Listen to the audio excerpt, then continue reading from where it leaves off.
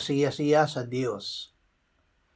Kapag ang mga lakad ng tao sa Panginoon ay kasiya-siya, kanyang pinagkakasundo maging ang mga kaaway niya. Kawikaan 16:7. Ibigin ninyo ang inyong mga kaaway at gumawa kayo ng mabuti. Magpahiram kayo na hindi umaasa ng kapalit. Malaki ang magiging gantimpala ninyo at kayo'y magiging mga anak ng kataas-taasan, sapagkat siya'y mabait sa mga di mapagpasalamat at sa masasama. Maging maawain kayo, gaya ng inyong Ama na maawain. Huwag kayong humatol at hindi kayo hahatulan. Huwag kayong humusga at hindi kayo huhusgahan. Magpatawad kayo at kayo'y patatawarin.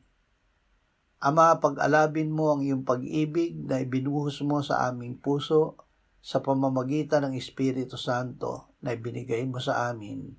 Amen. Sa